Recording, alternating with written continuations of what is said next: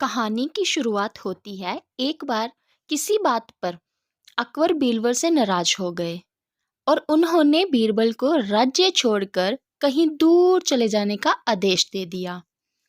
बीरबल ने अकबर के आदेश का पालन किया और राज्य छोड़कर चले गए।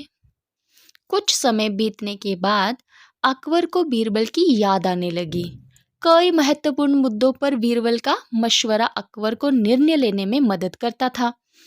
इसलिए बीरबल के बिना निर्णय लेने में अकबर को असुविधा होने लगी। आखिरकार उन्होंने अपने सैनिकों को बीरबल को ढूंढने के लिए भेजा। सैनिकों के कई गांव में बीरबल को ढूंढने का प्रयास किया, लेकिन बीरबल नहीं मिले। कई जगहों पर पूछताछ करने के बाद भी बीरबल का पता ठिकाना नहीं मिल सका और अकबर के पास सैनिक बेरंग लौट आए। अकबर किसी भी सूरत में बीरबल को वापस लाना चाहते थे। इसके लिए उन्होंने एक युक्ति सोची। सैनिकों के माध्यम से उन्होंने अपने राज्य के सभी गांव के मुखियाओं को संदेश भिजवाया। संदेश इस प्रकार था: 1 माह के भीतर एक घड़े बुद्धि भरकर उस घड़े के साथ दरबार में उपस्थित हो। ऐसा न करने पर बुद्धि की जगह घड़े में हीरे जवाहरात भरकर देने होंगे। अकबर का ये संदेश सैनिकों द्वारा गांव-गांव में प्रसारित किया गया। एक गांव में बीरबल वेश बदलकर किसी किसान के खेत में काम करते थे। जब उस गांव के मुखिया को अकबर का ये संदेश मिला, वे चिंतित हो उठा। उसने गांव के लोगों की सभा बुलाई। बीरबल भी उसी सभा में उपस्थित हुआ।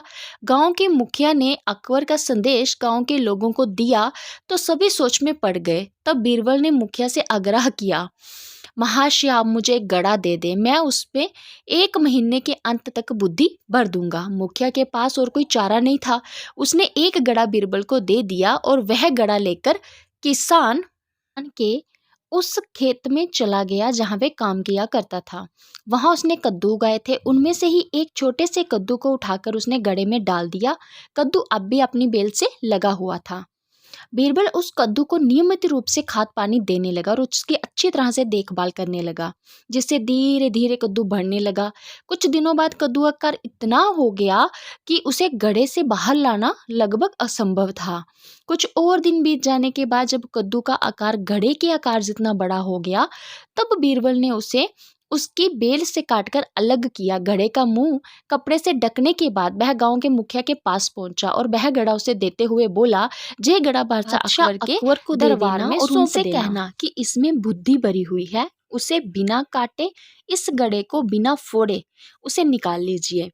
मुखिया बादशाह अकबर के दरबार पहुंचा और उसने अकबर को घड़ा सौंपते हुए वैसे ही कहा जैसा बीरबल ने उसे कहने के लिए बोला था। अकबर ने जब घड़े के ऊपर से कपड़ा हटाया और उसमें झांक कर देखा तो उसमें उन्हें कद्दू दिखाई दिया। वे समझ गए कि इतनी दूर की सोच सिर्फ बीरबल की ही हो सकती है। पूछने पर मुखिया ने बताया कि यह उसके गांव के एक किसान के खेत में काम करने वाले व्यक्ति ने किया है। अकबर जान चुके थे कि वो व्यक्ति और कोई नहीं बल्कि बीरबल है। वे तुरंत मुखिया के गांव गए। वहां किसान के घर जाकर बीरबल से मिले और उससे माफी मांगकर वापस दरबार में ले आए। तो क्या सीख मिलती है इस कहानी से हमें? चाहे समस्या कोई भी हो, कितनी भी बड़ी हो, लेकिन ऐसी कोई समस्या नहीं है जिसका कोई हल नहीं होता। तो अगर आपको ये स्टोरी अच्छी लगी हो तो वीडियो को लाइक, शेयर, कमेंट जरूर करिएगा। चैनल को सब्सक्राइब करना। मिलते हैं अगली स्टोरी में। ओके, तब तक के लिए बाय बाय, टेक केयर।